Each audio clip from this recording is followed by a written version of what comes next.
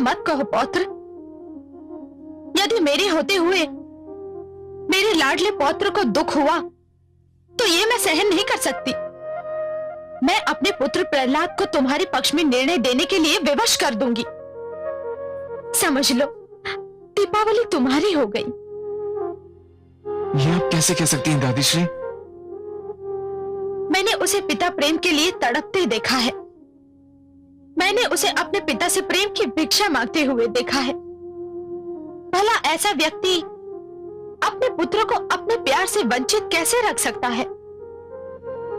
आपका तर्क मेरी समझ में आता है दादी श्री, किंतु पता नहीं क्यों मुझे विश्वास नहीं होता कि ऐसा ही होगा। ऐसा ही होगा पुत्र, विश्वास करो।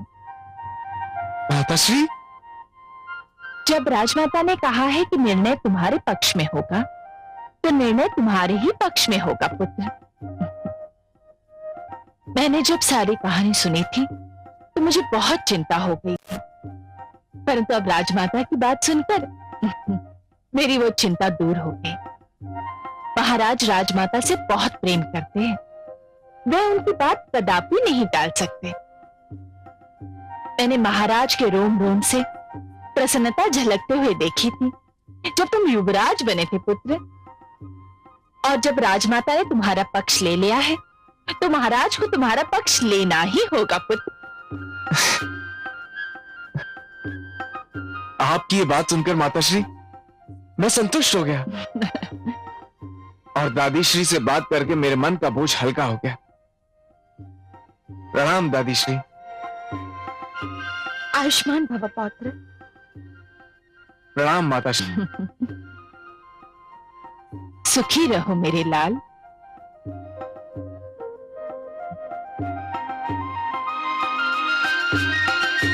अपने लाडले पौत्र के मुख पर चिंता की लकीरें देखकर मैं तड़प उठी थी पुत्रवधू।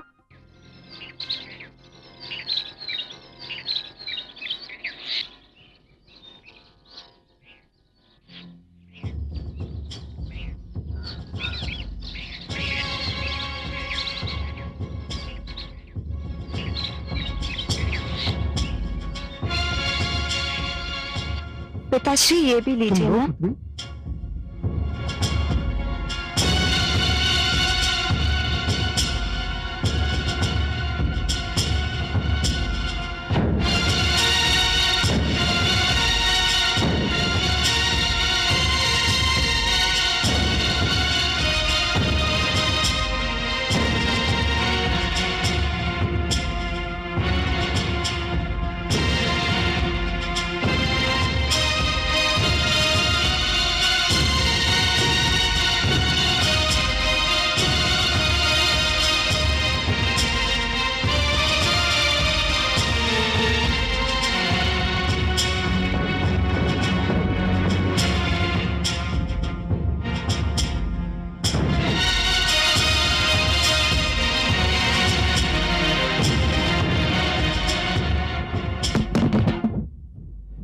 कौन है? पिताश्री, मैं देखती हूँ।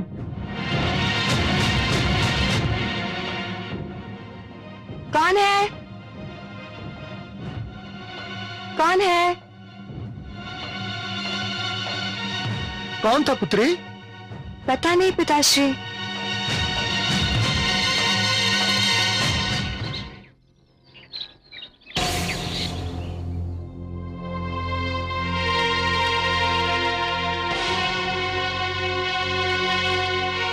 सुना है मेरे पिताश्री तुमसे मिलने आए थे। तुमने सत्य सुना है मित्र, तुम्हारे पिताश्री मुझसे मिलने आए थे। क्यों? मुझसे यह पूछने के लिए कि दीपावली को तुम्हारे अथवा मेरे लिए चुनने के लिए उन्हें अपना न्यायाधीश बनना मुझे स्वीकार है या नहीं। तो तुमने क्या कहा? मैंने उनसे कहा कि मुझे उनका न्यायाधीश बनना स्वीकार है। मुझे तुमसे सहानुभूति हो रही है ऋषि पुत्र। क्यों? क्योंकि ऐसा करके मानो तुमने आत्महत्या कर ली हो। अर्थात तुम नहीं जानते मेरे पिताश्री अपने मन में मेरे प्रति कितना स्नेह रखते हैं। वो मेरे विरुद्ध कदापि निर्णय नहीं देंगे।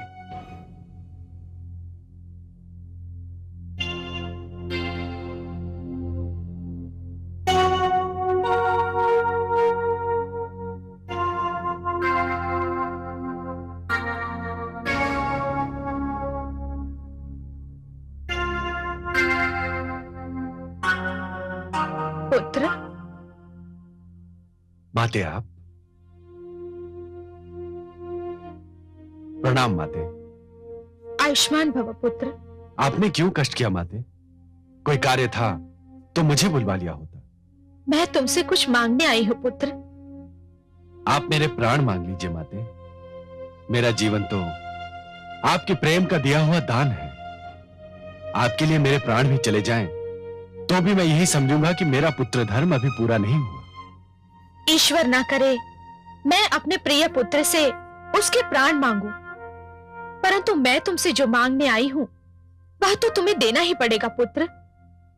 मैं तुमसे तुम्हारे प्राण प्रिय के लिए कुछ मांगने आई हूं। आदेश दीजिए माते, क्या चाहती हैं आप? अपने पौत्र के मन का सुख और उसके प्रेम की रक्षा। अर्थात यही कि मेरा पौत्र विरोचन ऋषि वत्स की पुत्री दीपावली के प्रेम में उतावला हो रहा है। यदि उसे दीपावली ना मिली तो उसका सुख छीन जाएगा। और सुधनवा, वो भी तो किसी का पुत्र है ना माते?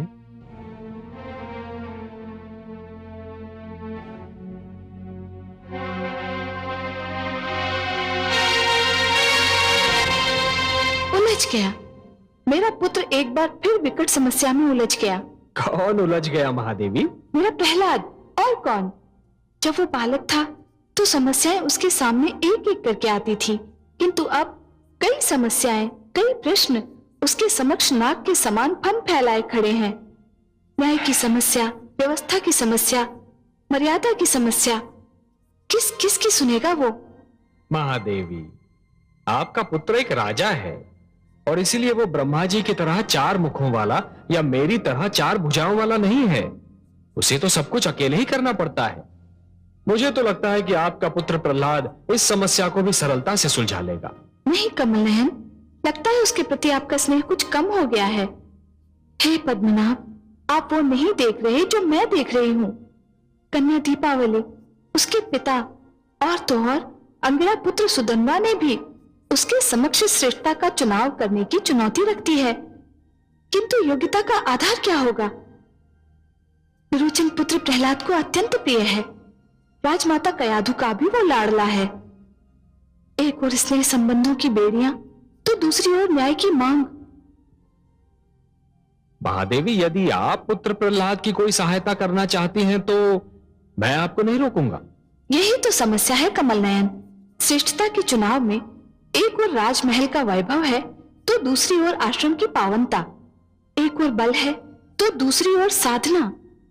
एक ओर समस्त सुविधाएं हैं तो दूसरी ओर अपार शांति। एक ओर अधिकार ही अधिकार है तो दूसरी ओर समर्पण ही समर्पण।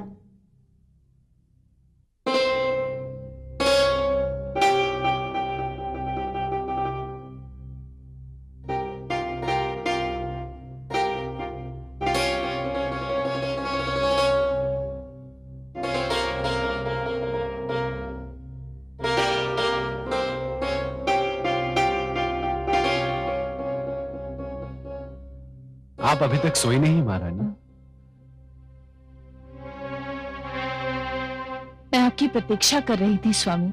आपकी आंखों से मुझे कोई प्रश्न झांकता दिखाई दे रहा है। हाँ स्वामी, आप चाहें तो इसे प्रश्न भी कह सकते हैं, परंतु मेरे लिए एक प्रश्न से अधिक प्रार्थना है। आज सभी संकेतों की भाषा में बात कर रहे हैं। स्वामी, मैं ये पूछना चाहती हूँ कि आपने ऋषिवत्स की पुत्री दीपावली के भविष्य के विषय में क्या सोचा है? परंतु मुझे तो समस्त प्रजा के बारे में सोचना पड़ता है। मैं अपनी प्रजा का संरक्षक हूं। स्वामी, दीप पहले अपने घर में जलाया जाता है, फिर किसी और के। हाँ, परंतु मार्ग पर दिए जलाना भी एक राजा का ही कर्तव्य है। मैं कुछ नहीं जानती स्वामी। आज तक मैंने आपसे कुछ नहीं मांगा। आज पहली बार मैं अपने पुत्र का सुख मांग रही हूं। कृपा कीजिए मुझ पर स्वामी, कृपा करके उसे उसकी दीपावली दे दीजिए। देवी, आप मुझसे उसका सुख मांग रही हैं जिसका दुख स्वयं मेरे लिए असहनीय है। वो मेरा भी पुत्र है देवी। तो फिर संकोच किस बात का है स्वामी? संकोच एक पिता नहीं कर रहा है देवी, संकोच एक न्यायाधीश कर रहा है।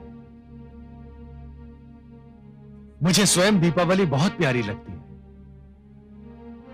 ऐसी प्यारी पुत्र वधू पाने के लिए कौन पिता उत्सुक न होगा। प्रेम मुझे एक ओर खींच रहा है और न्याय मुझे दूसरी ओर, और मैं किसी निष्कर्ष पर नहीं पहुंच पा रहा हूं। मैं जानता हूं कि मैं पुत्र विरोचन का दुख नहीं देख सकता।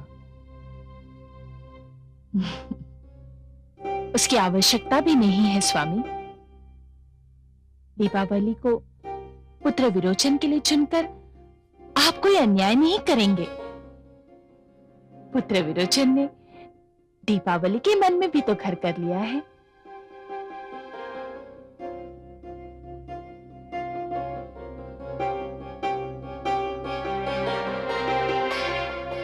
मुझे सोचने दीजिए देवी, मुझे इस उलझन से निकलने का मार्ग ढूंढ लेने दीजिए। अवश्य सोचिए स्वामी, परंतु मैं जानती हूं अपने पिता के प्रेम को तरसा हुआ व्यक्ति अपने पुत्र को कभी नहीं तरसा सकता।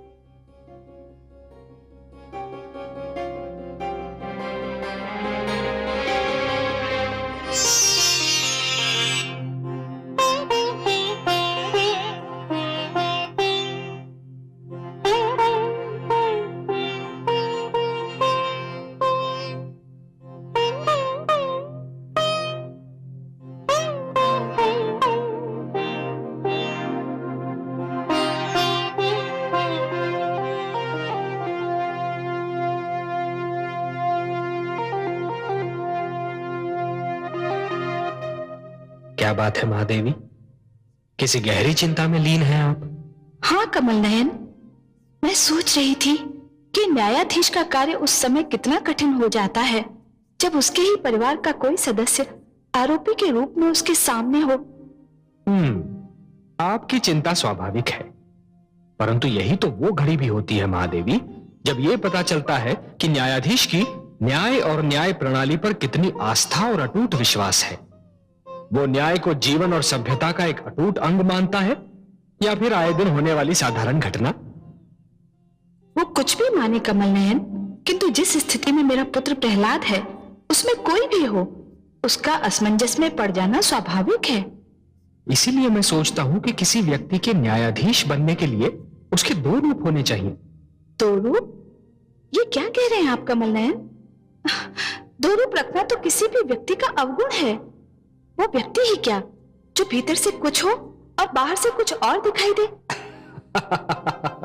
आपकी बात सर्वथा सत्य है महादेवी, सर्वथा सत्य है, परंतु जीवन की कुछ स्थितियों में इस अवगुण को अपनाना भी अनिवार्य होता है और एक न्यायाधीश के लिए तो अत्यंत अनिवार्य। आप तो पहेलियां बुझाने लगे कमल नयन। कोई पहेली नहीं है महादेवी। न्यायाधीश के न्याय के आसन पर बैठने से पहले और न्यायासन पर बैठने के उपरांत दो रूप होने आवश्यक है। न्याय के आसन पर बैठने के पहले वो व्यक्ति किसी का पिता हो सकता है, किसी का पुत्र हो सकता है, किसी का पति हो सकता है या फिर किसी का भ्राता, परंतु जैसे ही वो न्यायाधीश के आसन पर विराजमान हो जाता है उसके सारे नाते टूट जाने चाहिए। उसे केवल न्यायाधीश रहना चाहिए और यदि ऐसा ना हुआ महादेवी, तो कभी धन के लोभ से या कभी नातों की महत्ता से उसके पांव डगमगाने लगेंगे। न्याय प्रणाली पर भ्रष्टाचार का अधिकार हो जाएगा। धन और नातेदारी तो मायाजाल है महादेवी, भ्रष्टाचार के मुख्य आधार हैं। इस स्थिति में मुझे अपने पुत्र से एक विचित्र प्रकार की सहानुभूति हो रही है। न जाने आगे क्या होने वाला है।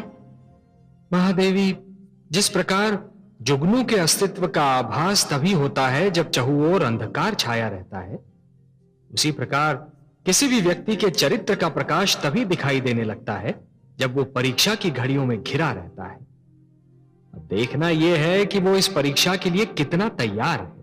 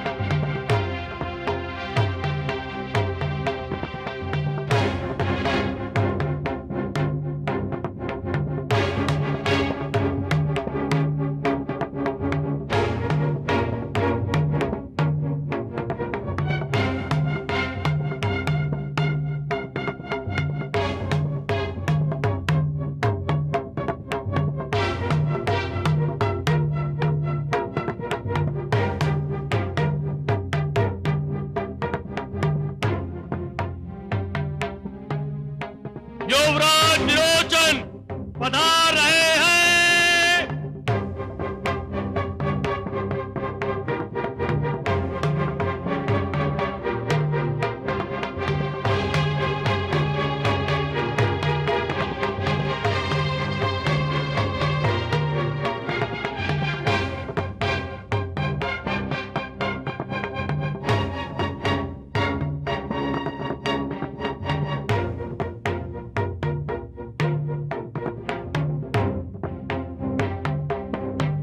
नहीं विरोचन,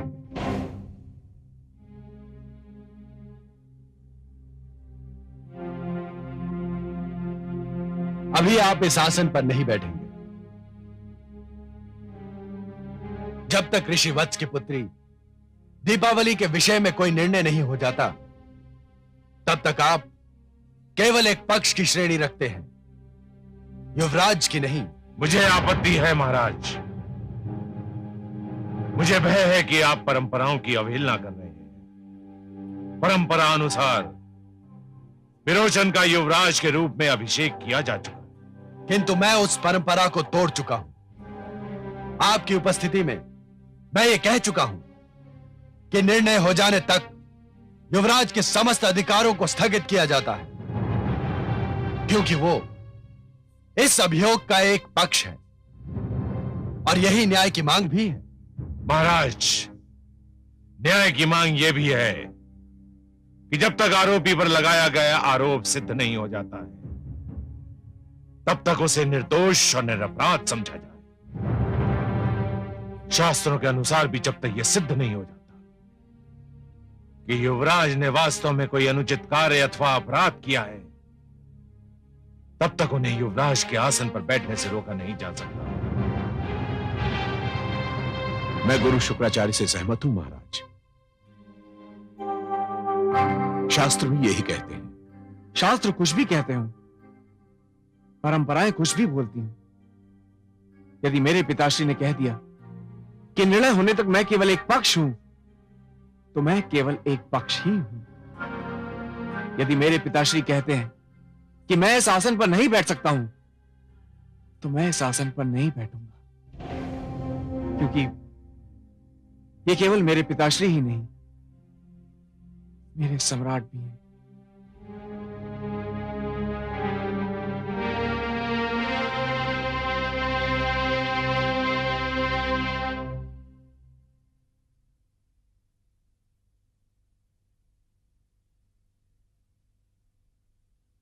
मेरे समक्ष एक जटिल समस्या है। हे महापुरुषों, यद्यपि किसी कन्या के लिए वर का चुनाव केवल उस कन्या का अधिकार है, और ऐसा अधिकार है जिसमें कोई और हस्तक्षेप नहीं कर सकता, परंतु ऋषि वत्स और उनकी सुपुत्री दीपावली ने यह कार्य मुझे सौंप दिया है, क्योंकि दीपावली यह निर्णय नहीं कर पा रही है कि वो अपने वर के रूप में किसको चुने। पुत्र विरोचन, ऋषि पुत्र सुधन्वा, मैं जो भी निर्णय करूं आपको स्वीकार होगा? संपूर्णतः, अक्षरशः निसंकोच महाराज। यह जानते हुए भी कि विरोचन मेरा पुत्र है? ये तो मैं तब भी जानता था महाराज, जब मैंने आपका न्यायाधीश बनना स्वीकार किया था। और तुम्हें राजकुमार विरोचन, क्या तुम्हें भी मेरा निर्णय स्वीकार होगा? मेरे लिए अपने पिताश्री के मुख से निकला हुआ एक एक शब्द ब्रह्म वाक्य के समान है। आपका दिया हुआ निर्णय मेरे लिए आदेश होगा, और आपका आदेश मेरे सिर आंखों पर। धन्यवाद सुधन्वा, धन्यवाद पुत्र। हे उपस्थित सभासदों, प्रश्न यह है कि किसी व्यक्ति को श्रेष्ठ मानने के लिए श्रेष्ठता की कसौटी क्या है? विशेषतः ऐसे में जब एक पक्ष राजकुमार हो और दूसरा एक ऋषि पुत्र। मेरा अनुभव, मेरा अध्ययन यह कहता है कि ऋषि ही श्रेष्ठतम है, क्योंकि ऋषि राज की लालसा, सत्ता के लोभ और धन की इच्छा से मुक्त होता है, जो एक व्यक्ति के लिए यदि असंभव नहीं तो सरल भी नहीं। मैं आपसे सहमत नहीं हूं महाराज। क्यों गुरुदेव? इच्छाओं से मुक्ति प्राप्त कर लेना बड़ी बात है, अवश्य बड़ी बात है, परंतु उससे भी बड़ी बात इच्छाओं के बोझ के साथ जीवन पथ पर चलना और इस प्रकार चलना कि पांव डगमगाने ना पाए, उससे भी बड़ी बात है। राज मुकुट को ठुकरा देना यदि श्रेष्ठता है,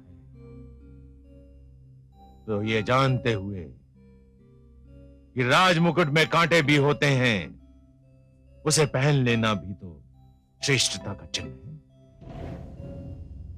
राजा होना भी तपस्वी होने से कम नहीं होता। राजा जब केवल अपना ना होकर सारी प्रजा का हो जाता है, तो वो किसी ऋषि से कम महान नहीं रह जाता। और इसका सर्वोत्तम उदाहरण महाराज स्वयं आप हैं। सारा संसार जानता है कि आपने प्रजा के लिए अपने आप को त्याग दिया, और मैंने युवराज विरोचन को यही शिक्षा दी है। यदि श्रेष्ठता की कसौटी यही है, तो मेरा शिष्य इस कसौटी पर खरा उतरता है। मैंने आपका तर्क मान लिया कुलगुरु, परंतु यह ना भूलिए कि विरोचन दीपावली को उसकी कुटिया से ले आया था। मुझे इस पर भी आपत्ति है महाराज। क्यों? क्या यह सत्य नहीं है? किंतु अधूरा सत्य है। पूरा सत्य यह है कि युवराज विरोचन पुत्री दीपावली को ले नहीं आए थे, पुत्री दीपावली उनके साथ आ गई थी, और युवराज ने बल का प्रयोग नहीं किया था। बल का प्रयोग केवल शारीरिक रूप में नहीं होता गुरुदेव, मानसिक रूप में भी होता है। विरोचन का युवराज होना, दीपावली का यह जान लेना कि विरोचन युवराज है, पर्याप्त था कि वो उसका कहा मान ले। यह एक ऐसे बल, एक ऐसी शक्ति का प्रयोग है गुरुदेव जो दिखाई नहीं देती। यही कारण था कि जब विरोचन ने दीपावली को अपने साथ चलने के लिए कहा तो वो सिर झुकाकर चल पड़ी। यदि ऐसी प्रवृत्ति को प्रोत्साहन दिया गया तो आने वाले युगों में राज परिवार के सदस्य इसे उदाहरण बना लेंगे और ऐसी घटनाओं का दुष्चक्र चल पड़ेगा जिसके कारण बहू और बेटियां स्वयं को असुरक्षित समझने लगेंगी। विरोचन ने यह कार्य करके अपनी महत्ता को घटा दिया है। ठहरिए महाराज।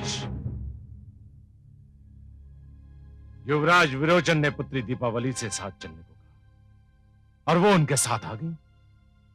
इसका क्या प्रमाण है? यदि ऋषि पुत्र सुधन्वा भी उनसे साथ चलने को कहते तो वो उनके साथ ना जाती, परंतु सुधन्वा ने ऐसा कुछ भी नहीं कहा, इसलिए युवराज की महत्ता घटने का प्रश्न ही नहीं उठता। चलिए कुलगुरु, मैंने आपका यह तर्क भी मान लिया।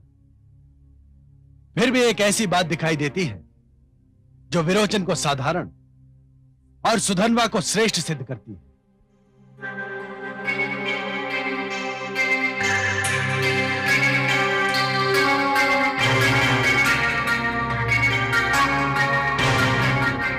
दीपावली विरोचन और सुधन्वा दोनों को भा गई थी और विरोचन उसे अपने साथ ले आया।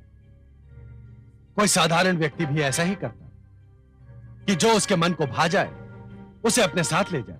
मुझे फिर भी आपत्ति है महाराज। दीपावली स्वेच्छा से युवराज के संग आई थी। तब तो सुधन्वा के श्रेष्ठ होने का एक और प्रमाण मिल गया। आप क्या कहना चाहते हैं?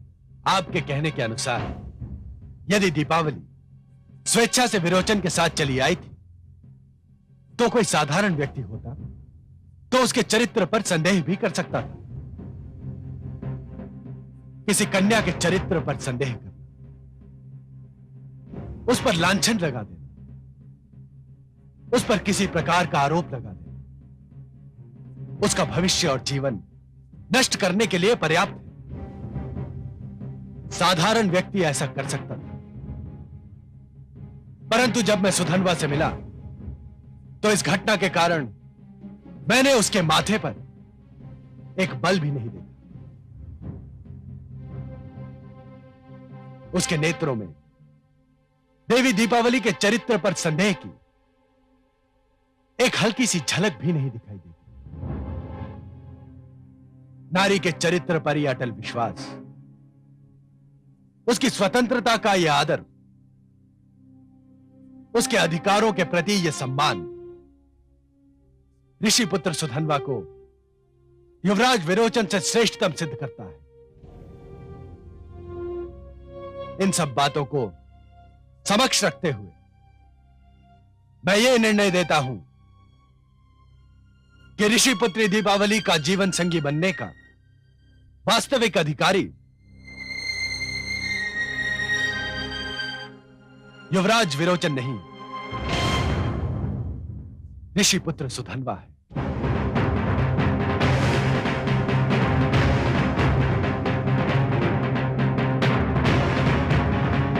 बधाई हो मित्र, बधाई हो।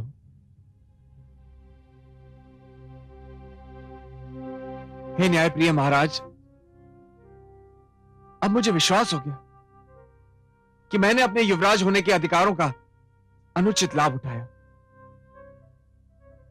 इसीलिए मैं अपनी इच्छा से युवराज पद त्यागने की घोषणा करता हूं।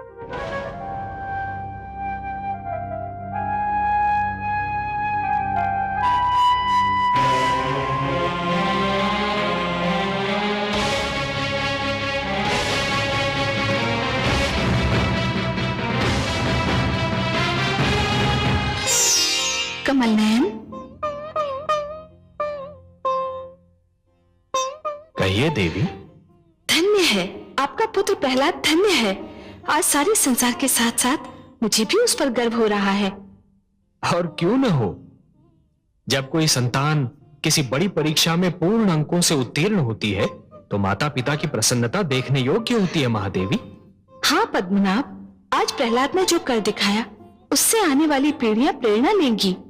उसने ये सिद्ध कर दिया कि राजधर्म के समक्ष पितृधर्म, पुत्र धर्म और पति धर्म कुछ महत्व नहीं रखता। न्याय के आसन पर बैठकर राजा केवल न्यायाधीश ही होता है। हाँ महादेवी, आज यदि प्रहलाद ने अपने पुत्र विरोचन के पक्ष में निर्णय दे दिया होता तब भी कोई उस पर अविश्वास नहीं करता, सभी उसे स्वीकार कर लेते। परंतु हमारे पुत्र प्रहलाद ने आज लोगों के उस विश्वास की रक्षा की है जो राजा बनाते समय लोगों ने उस पर किया था। उसने लोगों के विश्वास को टूटने नहीं दिया महादेवी। इस उपलक्ष्य पर मैं उसे बधाई देना चाहती हूँ। तो हम दोनों को चलना चाहिए, चले?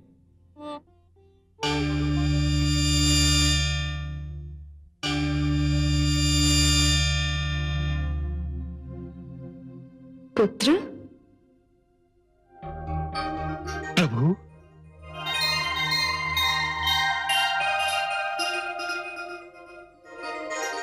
आयुष्मान भव। हे गरुड़ध्वज, हे माता राजराजेश्वरी, आप दोनों यहां? यह मेरा सौभाग्य नहीं तो और क्या है। हम तुम्हें तुम्हारे निर्णय पर बधाई देने आए हैं। माते, मेरे किस निर्णय पर प्रसन्न होकर आप दोनों मुझे दर्शन देने यहां आए? पुत्र प्रहलाद, तुमने जो निर्णय किया वो कोई साधारण कार्य नहीं था पुत्र। हे प्रभु, मैंने तो केवल आपके बनाए गए नियमों का पालन किया है। निस्संदेह पुत्र, निस्संदेह, परंतु फिर भी वो कार्य इतना सरल नहीं था। शालीनता का पूर्ण पालन करने के उपरांत भी तुमने अपने ही पुत्र विरोचन को सुधनवा से अधिक श्रेष्ठ नहीं ठहराया। दोनों की श्रेष्ठता में बहुत सूक्ष्म रेखा थी पुत्र। ऋषिपुत्र के पास तपोबल था जिसका प्रयोग उसने नहीं किया, परंतु तुम्हारा राजपुत्र विरोचन राजबल का प्रयोग कर बैठा। हे प्रहलाद, यह निर्णय करने में तुम्हें अपनी ही माता कयाधु की सारी स्नेह सरिता को भूलना पड़ा होगा, महारानी धृति की सारी याचनाओं को ठुकराना पड़ा होगा, अपने ही पिता होने की भावना को कुचलना पड़ा होगा। हे पद्मनाभ, यही तो राजा का धर्म है। अवश्य पुत्र, अवश्य। अब तक तुम केवल एक भक्त थे, अब धर्मात्मा भी बन गए। यह सारा संसार तुम्हें एक महामानव के रूप में स्मरण करेगा। मांगो पुत्र, मांगो, तुम्हारी जो इच्छा हो मांगो। बस अब और क्या इच्छा होगी। नदी अपनी यात्रा समाप्त कर सागर तक आ पहुंची है और आप उसे वापस मोड़ना चाहते हैं। हां प्रभु, अब तो केवल ज्ञान चाहिए, वैराग्य चाहिए। मैं अपने इन समस्त उत्तरदायित्वों से मुक्त होना चाहता हूं प्रभु। अब तो केवल आपके रूप का, आपके नाम का स्मरण करना चाहता हूं। तथास्तु। परंतु पुत्र, एक निर्णय जो तुमने किया है, मैं चाहता हूं कि तुम उस निर्णय को वापस ले लो। विरोचन को अपने अधिकारों से वंचित मत करो पुत्र, उसका राज्याभिषेक कर दो। अपनी प्रजा के प्रति तुम्हारा यह अंतिम उत्तरदायित्व है, उसका निर्वाह करो और तत्पश्चात संन्यास ग्रहण करो। जैसी आपकी आज्ञा प्रभु। अपने भक्त का प्रणाम स्वीकार करें। माता, अपने पुत्र का प्रणाम स्वीकार करें। आयुष्मान भव। कन्या किसको प्राप्त हो जब यह उठा विवाद, राजधर्म की राह से डिगा नहीं प्रहलाद। पुत्र मोह को रखा न्याय का मान, सब समान जिसके लिए, राजा वही महान, राजा वही महान।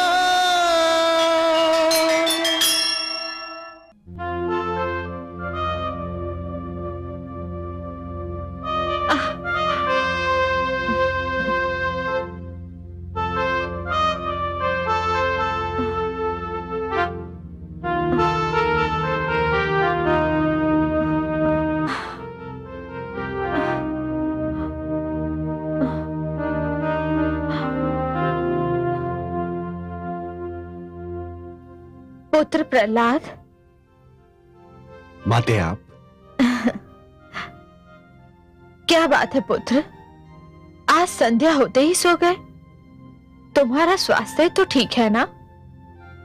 मुझे कुछ नहीं हुआ माते, मैं बिल्कुल ठीक हूं। माते, मुझे अभी अभी भगवान विष्णु और माता लक्ष्मी ने दर्शन दिए। अच्छा, कितना सौभाग्यशाली है तू। क्या कह रहे थे वे पुत्र? वो विरोचन और सुधन्वा के विवाद में मेरे निर्णय से अत्यंत प्रसन्न थे। माते, आप मेरे स्वास्थ्य के विषय में पूछ रही थी, किंतु स्वयं आप कितनी दुर्बल दिखाई दे रही हैं। कुछ नहीं पुत्र, कदाचित मैं भी थक गई हूं। आयु भी तो शरीर से अपना मूल्य लेती है।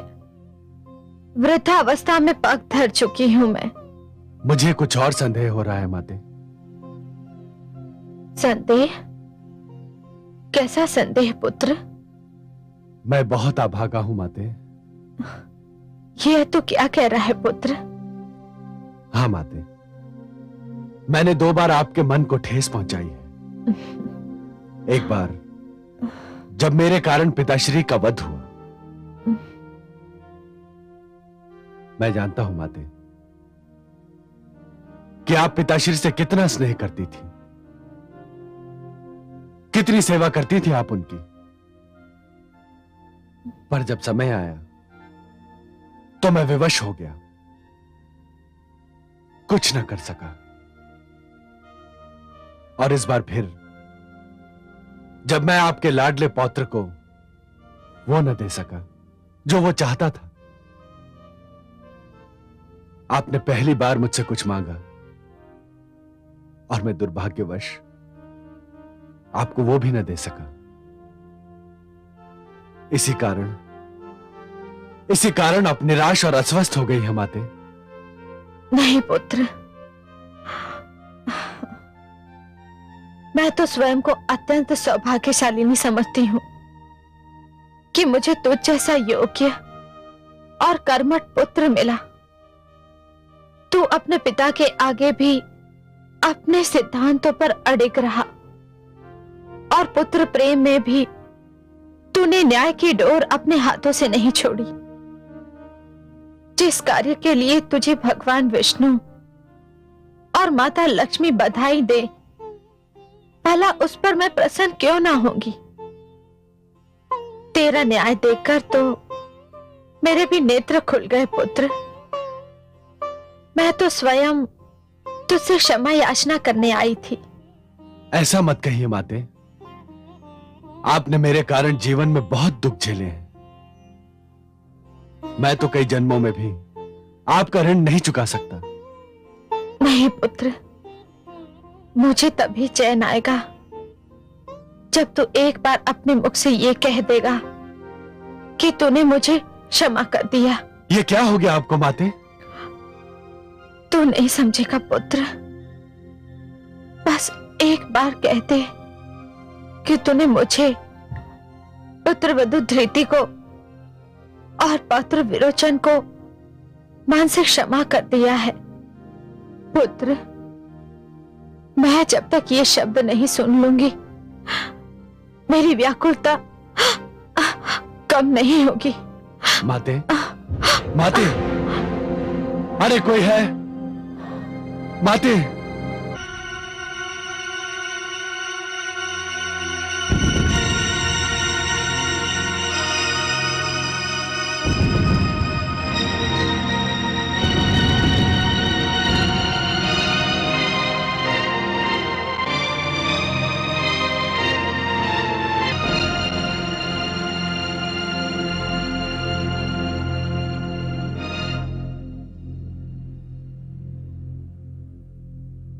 शिष्य विरोचन, उधर क्या देख रहे हो? जिधर सूर्य अस्त हो चुका है, उस दिशा की ओर देखो जिधर से नया सूर्य निकलने वाला है। डूबता सूर्य हमारे किस काम का? गुरुदेव, मैं उस ओर इसलिए देख रहा था कि जिस प्रकार आकाश का सूर्य अस्त हो चुका है, उसी प्रकार मेरे सौभाग्य का सूर्य भी अस्त हो चुका है। यदि एक कन्या के न मिलने से असुरलोक के महान युवराज के सौभाग्य का सूर्य अस्त हो सकता है, तब तो ये समझ लेना चाहिए कि समस्त असुरलोक के भविष्य का सूर्यास्त हो गया।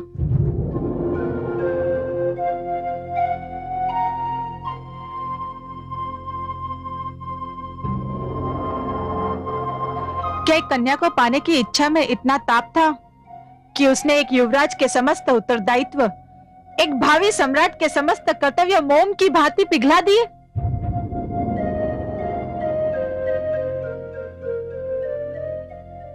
मुझसे इतने ऊंचे स्वर में बात करने का साहस आज तक किसी कन्या ने नहीं किया। और मैंने जिस युवराज को आदर्श माना था, उसके साहस का स्वर इतना नीचा भी हो सकता है? कौन हो तुम? ये दानवराज तारकासुर के महामंत्री विशालाक्ष की सुपुत्री विशालाक्षी है शिष्य। परंतु ये यहां क्या कर रही है? ये युवती अपने पिताश्री की अनुमति लेकर अपने लिए वर ढूंढने निकली है। दिन भर वर की खोज में व्यस्त रहती है और रात्रि को किसी मंदिर में जाकर शरण लेती है। ना जाने इसकी ये यात्रा कब समाप्त होगी। मुझे लगता था कि मेरी यात्रा समाप्त हो चुकी है कुलगुरु, किंतु युवराज, राजमाता का स्वास्थ्य अचानक बिगड़ गया है। महाराज ने आपको तुरंत आने का आदेश दिया है। क्या क्या हुआ दादीश्री को? पता नहीं युवराज, किंतु आपको तुरंत बुलाया है। चलो। कुलगुरु, मैं भी उस महान देवी के दर्शन करना चाहती हूँ जिसने सम्राट प्रहलाद जैसे महान व्यक्तित्व को जन्म दिया है। अवश्य पुत्री, आओ मेरे साथ। इतना कठोर दंड मत दीजिए मुझे माते। मेरे लिए तो माता भी आप हैं और पिता भी। आपके बिना रहने का न मुझे अभ्यास है और न कभी मैंने इसकी कल्पना की है। मेरा साहस टूट जाएगा माते, मैं टूट जाऊंगा माते।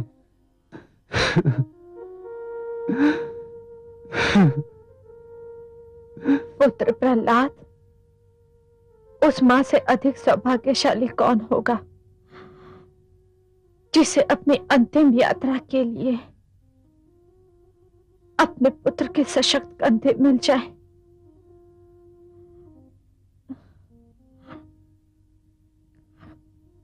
पौत्र विरोचन कहाँ है? दादीश्री, दादीश्री, ये क्या हो गया दादीश्री? पौत्र, दादीश्री, यदि आपके मन पर आघात इसलिए लगा है क्योंकि पिताश्री का निर्णय मेरे विरुद्ध गया था, तो आप उसे भूल जाइए। दादीश्री, हम सब अपने सिर पर आपकी स्नेह छाया देखना चाहते हैं। नहीं पौत्र, सारे सपने साकार हो चुके हैं। बस एक खटक मन में लेकर जा रही हूं। आदेश दीजिए माते। क्या खटक रह गई आपके मन में माते? बस एक इच्छा अधूरी रह गई। पौत्र विरोचन मेरे ही जीवन में राजा बन जाता, परंतु जीवन की हर इच्छा पूरी तो नहीं हो पाती। आपकी ये इच्छा अवश्य पूर्ण होगी माते। मैंने स्वयं संन्यास लेने का निर्णय कर लिया था। मैं आपको बताने ही वाला था कि आपका स्वास्थ्य बिगड़ गया। पिताश्री, ये इन सब बातों का समय नहीं है। नहीं पुत्र, यही समय है, यही उचित समय है। अब यह कार्य अभी होगा, इसी समय होगा। आप बहुत उचित समय पर आ गए गुरुदेव। यह कार्य अभी संपन्न होना है। दासी,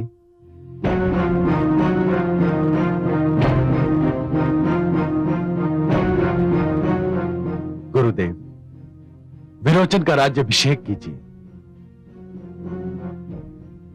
पुत्र विरोचन,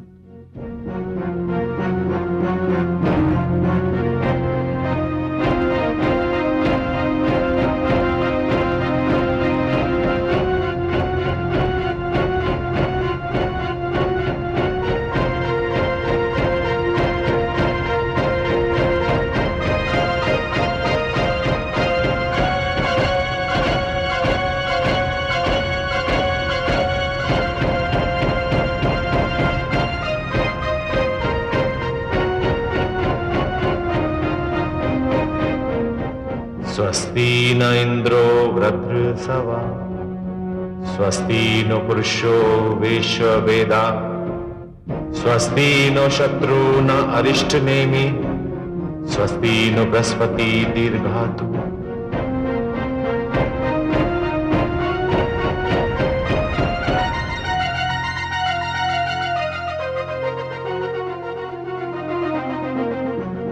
आयुष्मान भव।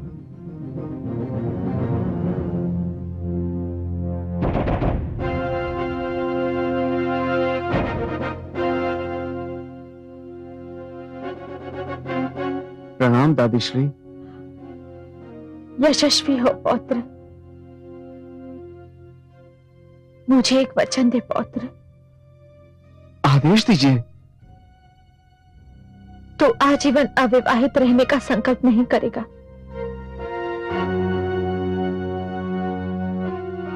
विवाह अवश्य करेगा पौत्र। हमारा वंश चलाएगा।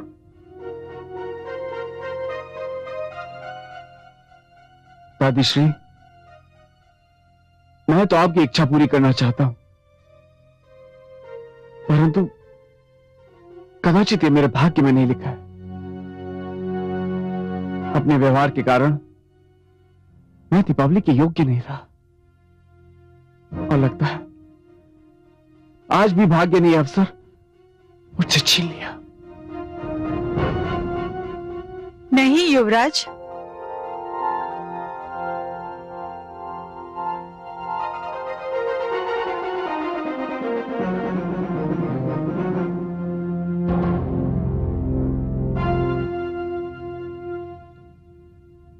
तुम कौन हो पुत्री? मैं दानवराज तारकासुर के महामंत्री विशालाक्ष की पुत्री विशालाक्षी हूँ। हे महादेवी, मैं अपने लिए वर ढूंढने निकली थी। मैंने युवराज विरोचन को देखा तो मुझे लगा कि मुझे और भटकना नहीं पड़ेगा।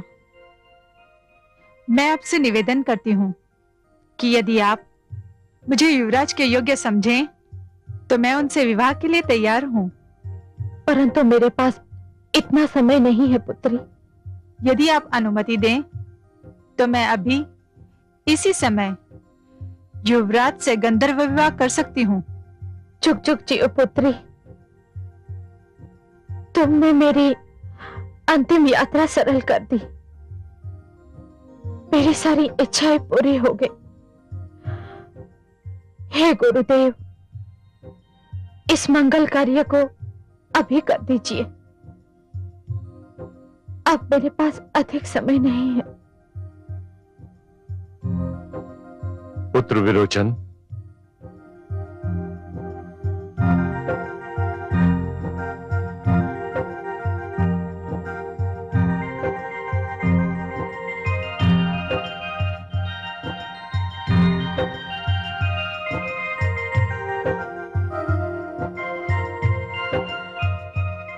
मैं चंद्रमा, नक्षत्र, वायु और दीप शिखा को साक्षी बनाकर युवराज विरोचन और सुकन्या विशालाक्षी को वर वधू घोषित करता हूं।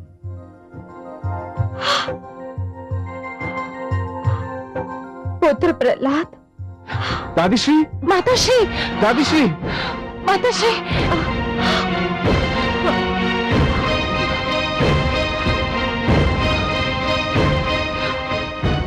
अब मुझे विदा करो मेरे लाडलो। मैं इस संसार से संतुष्ट और सुखी होकर जा रही हूं। तुम में से कोई भी यदि मेरी मृत्यु पर रोया तो मेरी आत्मा को दुख देगा। ये बहुत भाग्यशाली दिन था। आज मेरे मन की सारी इच्छाएं पूरी हो गई। मैं अपने कुल को मंगलमय वातावरण में छोड़कर जा रही हूं और मुझे अपने जाने का कोई दुख नहीं।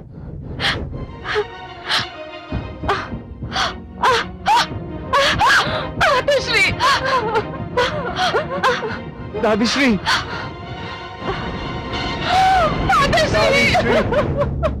बातें, बातें।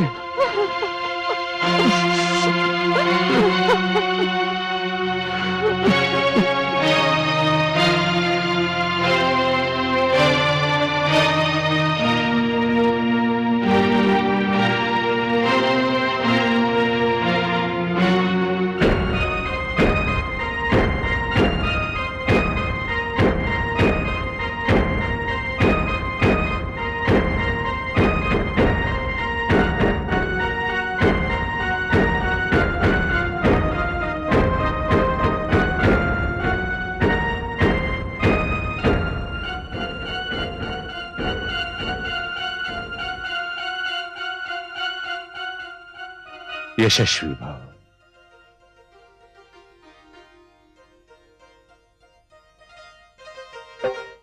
आयुष्मान भव।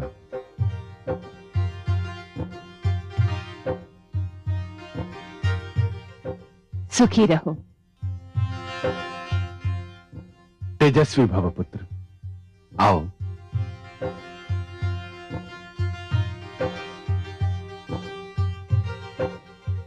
सिंहासन पर विराजो, अपना राजकाज संभालो और जनता को न्याय दो। पिताश्री, मैं आपसे अब भी यही विनती करता हूं कि आप अपना निर्णय बदल दें। असुरलोक को आपकी आवश्यकता है, मुझे आपकी आवश्यकता है और प्रजा भी यही चाहती है। पिताश्री, आपके होते हुए मैं स्वयं को इस सिंहासन के योग्य नहीं समझता। योग्यता तब तक सिद्ध नहीं की जा सकती जब तक उत्तरदायित्व की चुनौती स्वीकार न की जाए। पुत्र, हर पीढ़ी का कर्तव्य है कि वे नई पीढ़ी को आगे आने और अपनी योग्यता दिखाने का अवसर दे।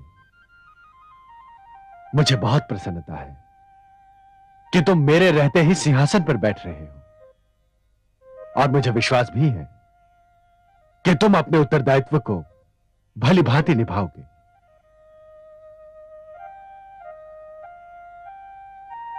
हे सामंतगणों, हे असुरलोक के वासियों, मैंने यथाशक्ति आप सबकी सेवा की है और आप सबको न्याय देने का प्रयत्न किया है। मुझे आशा ही नहीं विश्वास है कि आप सब मेरे पुत्र को भी वही सहयोग देंगे जो आपने मुझे दिया। अब मुझे अनुमति दीजिए और मुझे विदा कीजिए।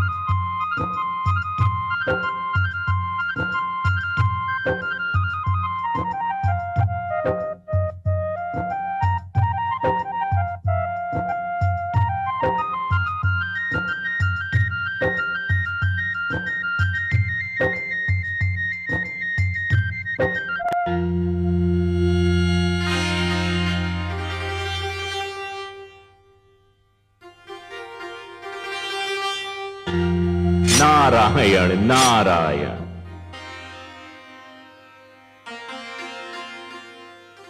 आज बड़ी प्रसन्न दिखाई दे रही हैं माते। हाँ देवर्षि, मेरा पुत्र प्रहलाद कितना महान है। ऐसे महान भक्त और महान त्यागी को सारा संसार कभी भी भुला न पाएगा। जो उसने आज किया वो सदा के लिए एक उदाहरण बनकर रह जाएगा। आपका संकेत किस महानता की ओर है माते? देवर्षि, सत्ता और सिंहासन कौन छोड़ता है? पुत्र हर पल ये आस लगाए रखता है कि उसके पिता का अंत हो जाए और सत्ता उसके हाथ आ जाए, और पिता हर पल पुत्र की ओर संदेह से देखता है कि कहीं उसका पुत्र उससे उसकी सत्ता छीन न ले। किंतु मेरे पुत्र प्रहलाद ने स्वयं अपने सिर से मुकुट उतारकर अपने पुत्र को सत्तारूढ़ किया है। मेरा पुत्र चाहता तो कई वर्ष तक राज कर सकता था। उसकी भुजाओं में बल था, उसकी विचार शक्ति तब भी प्रबल थी, और उसकी प्रजा तब भी उस पर अपने प्राण न्यौछावर करती थी। फिर भी उसे राज्य का मोह नहीं था। ये भक्ति का प्रभाव था, विवेक का प्रमाण था माते। प्रहलाद ने रहस्य जान लिया था कि हर पीढ़ी को चाहिए कि वो आने वाली पीढ़ी को प्रोत्साहन दे, उसे आगे बढ़ने और जीवन का भार स्वयं उठाने का अवसर दे। मेरे पुत्र का जीवन तो तप और त्याग का एक जीता जागता उदाहरण है। असत्य पर सत्य की विजय की कथा तो उसी से आरंभ होती है और उसी पर उसका अंत होता है। कहीं तो मैं आपसे सहमत नहीं हूं माते। क्यों देवर्षि, आप मुझसे सहमत क्यों नहीं? मैंने कोई अनुचित बात तो नहीं कही। अनुचित बात तो नहीं कही आपने माते, किंतु भावुकता से परिपूर्ण बात अवश्य कह दी। मैं समझी नहीं देवर्षि। इसे भले ही कोई विडंबना कहे, किंतु ब्रह्मांड में सत्य और असत्य, धर्म और अधर्म, इनका जन्म तो एक साथ ही हुआ है, और इनका अंत भी तभी होगा माते जब पूरे ब्रह्मांड का अंत हो जाएगा। और जब तक ब्रह्मांड का अंत नहीं होता तब तक सत्य और असत्य, धर्म और अधर्म, इनका संघर्ष तो चलता ही रहेगा माते। यदि ऐसा न हो तो महानता और हीनता की परीक्षा कैसे हो? माते, सत्य तो यह है कि यदि असत्य न हो तो सत्य की महानता का ज्ञान कैसे हो? अधर्म न हो तो धर्म की पवित्रता का पता कैसे चले? ये युद्ध तो सदा से चलता रहा है माते, और चलता ही रहेगा। तो क्या असत्य कभी सत्य से नहीं हारेगा? हारेगा माते, अवश्य हारेगा। जब भी असत्य और सत्य के बीच युद्ध होगा, असत्य ही हारेगा, किंतु वह अपनी हार कभी मानेगा नहीं। अवसर पाते ही वह अपना सिर फिर उठाएगा और सत्य पर आघात करने की चेष्टा करेगा। माते, सूर्य के तेज से भयभीत होकर अंधेरा भाग जाता है, किंतु जैसे ही दिन भर की यात्रा करने के उपरांत सूर्य थककर चूर हो जाता है, अंधेरा पुनः अपना सिर उठाने लगता है। इसी प्रकार माते, असत्य भी सत्य के समक्ष खड़ा नहीं हो सकता, किंतु समय के साथ साथ जब सत्य शिथिल पड़ जाता है, असत्य फिर अपना रंग दिखाने लगता है। तो इसका अर्थ यह हुआ कि प्रहलाद ने जिन आसुरी शक्तियों का दमन किया था वो एक बार फिर सिर उठाने के लिए व्याकुल हैं और केवल अवसर खोज रही हैं। आपका अनुमान सर्वथा सत्य है माते। देवर्षि, क्या असुर लोक में फिर कोई नया उत्पात जन्म लेने वाला है? क्या इतिहास स्वयं को दोहराने वाला है? माते, यदि प्रहलाद की संतान और उसकी संतान की संतान ने इतिहास से सीख नहीं ली तो उसे इतिहास दोहराने का दंड तो अवश्य ही मिलेगा। मेरा मन तो कांप रहा है, न जाने क्या होने वाला है आगे। माते, ये मैं खुलकर इसलिए नहीं बता सकता क्योंकि ये मेरे पिताश्री ब्रह्मा का क्षेत्र है। भाग्य विधाता तो वही हैं। उन्होंने प्रहलाद की संतान के भाग्य में क्या लिख दिया है, ये तो वही बता सकते हैं। मेरा कार्य तो सृष्टि की रक्षा के लिए अपने नारायण का संदेश घर घर में पहुंचाना है। माते, ये न भूलिए कि दैत्य गुरु शुक्राचार्य अब भी उन्हीं के बीच हैं। उनके अपमान के घाव ऊपर से दब तो गए हैं, किंतु अंदर से भरे नहीं हैं। माते, जब भी अहंकार की पुरवाई चलती है, उनके घावों में टीस फिर से उठने लगती है।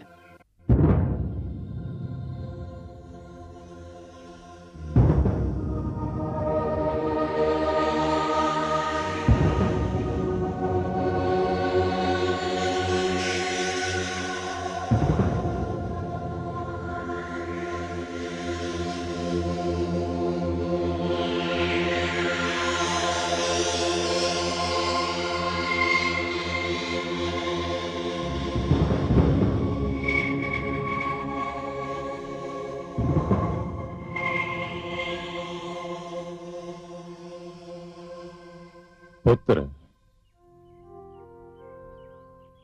पिताश्री आप?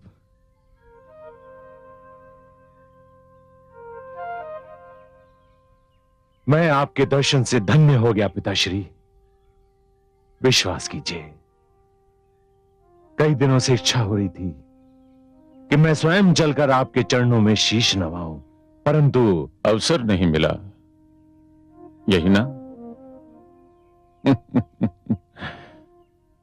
मैं जानता हूं पुत्र,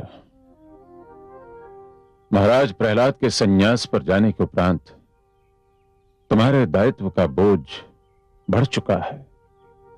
हां पिताश्री, यह सत्य है। मेरा शिष्य विरोचन मार्गदर्शन के लिए मुझ पर आश्रित रहता है और मैं भी उस पर अपने पुत्र जैसा स्नेह रखता हूं। परंतु पिताश्री, मैं जानता हूं कि विश्व में आपसे बड़ा ज्योतिषाचार्य और कोई नहीं, इसलिए मुझे शंका हो रही है कि आपका यहां पधारने का कारण अपने पुत्र से भेंट करना नहीं, आप अवश्य मुझे किसी संकट से सचेत करने आए हैं। तुम्हारा अनुमान ठीक है पुत्र। मेरा ज्ञान कह रहा है कि तुम्हारे शिष्य के सिर पर, जिसे तुम अपने पुत्र की भांति चाहते हो, एक विकट समय मंडरा रहा है। विकट समय? हां पुत्र, उसके प्राणों को संकट है। यह आप क्या कह रहे हैं पिताश्री? यह मैं नहीं कह रहा हूं पुत्र, ये तुम्हारे शिष्य विरोचन के नक्षत्र कह रहे हैं, उसका लगन कह रहा है, उसकी राशि कह रही है। उसके सारे नक्षत्र कुछ इस तरह से एकत्रित हुए हैं कि उसकी अचानक और अकाल मृत्यु की संभावना प्रबल दिखाई देने लगी है। विरोचन मुझे बहुत प्रिय है पिताश्री, बहुत प्रिय। मैं कोई भी मूल्य चुकाकर उसके प्राण बचाना चाहूंगा, पर आपको मेरी सहायता करनी होगी। क्या इस अचानक और अकाल मृत्यु से बचने का कोई उपाय नहीं है? यदि है तो बताइए, मैं स्वयं उसका पालन करूंगा।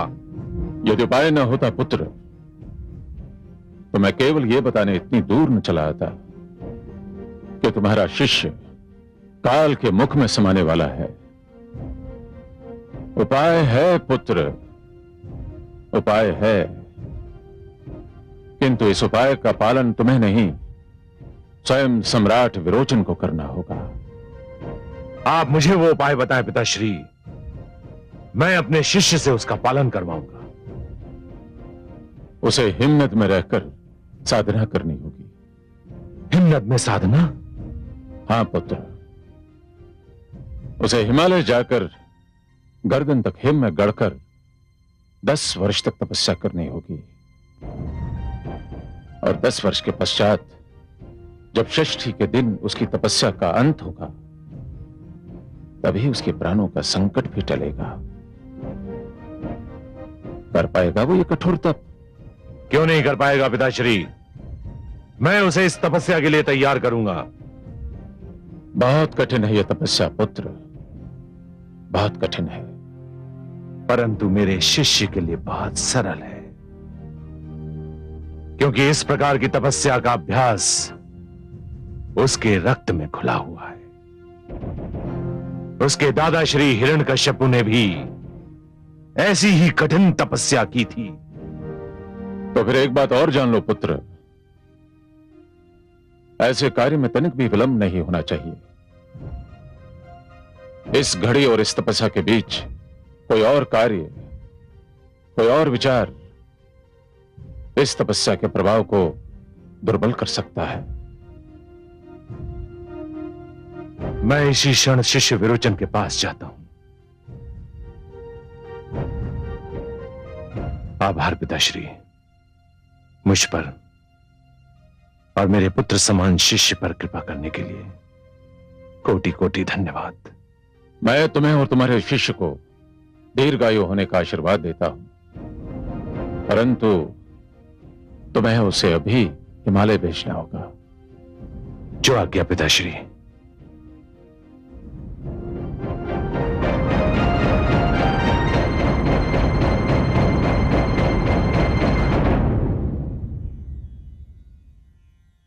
इसी समय गुरुदेव? हाँ शिष्य, केवल इसी समय नहीं, इसी क्षण। परंतु गुरुदेव, महारानी विशालाक्षी किसी भी क्षण मेरी संतान को जन्म दे सकती है। वो प्रसव पीड़ा में है। मैं आपको वचन देता हूं, अपनी संतान का मुख देखते ही मैं यहां से चला जाऊंगा। मैं तुमको परामर्श दूंगा कि संतान का मुख देखने की प्रतीक्षा मत करो। एक एक पल मूल्यवान है। संतान को संसार में आने में विलंब भी हो सकता है, और इस विलंब से कोई अंतर भी नहीं पड़ता। परंतु तुम्हारी तपस्या में विलंब घातक सिद्ध हो सकता है। ठीक है गुरुदेव, यदि आपकी यही इच्छा है तो मैं आपके आदेश के समक्ष सिर झुकाता हूं। मुझे अनुमति दीजिए गुरुदेव। बधाई हो महाराज। महाराज, बधाई हो महाराज। महारानी ने चंद्रमा समान पुत्र को जन्म दिया है। सच? शिशु इतना सुंदर है कि उसके मुख पर दृष्टि नहीं ठहरती। ये शुभ समाचार सुनाकर तुमने हमें प्रसन्न कर दिया दासी। महाराज की जय हो। देखा गुरुदेव, मेरे पुत्र ने संसार में आने में देर नहीं लगाई। वो कदाचित नहीं चाहता था कि मैं उसे देखे बिना यहां से चला जाऊं। आइए गुरुदेव, इस शुभ घड़ी में आपकी उपस्थिति मेरा बहुत बड़ा सौभाग्य है। आइए गुरुदेव।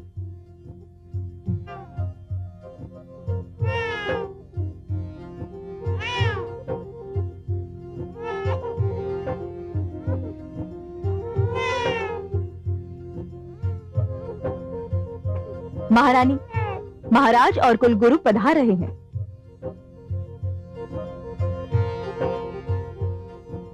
लेडी द्रौपदी, विश्राम तुम्हारे लिए नितांत आवश्यक है। कितना सुंदर है गुरुदेव। मेरे पुत्र को, मेरे युवराज को, मेरे उत्तराधिकारी को आप इसी क्षण से अपने शिष्यों की श्रेणी में रख लीजिए।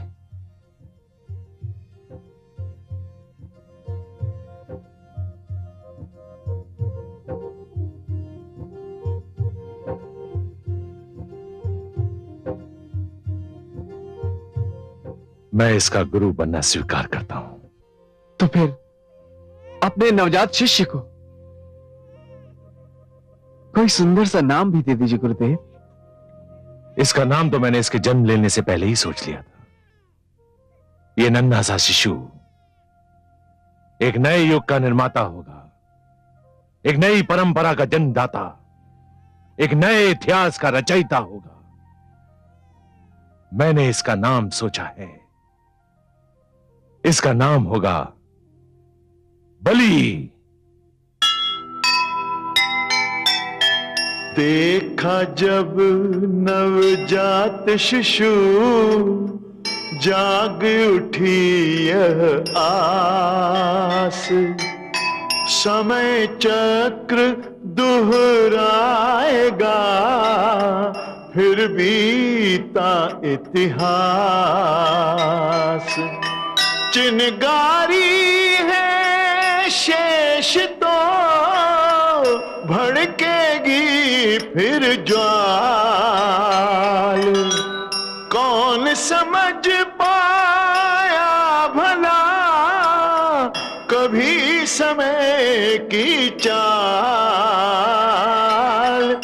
कभी समय की चाल।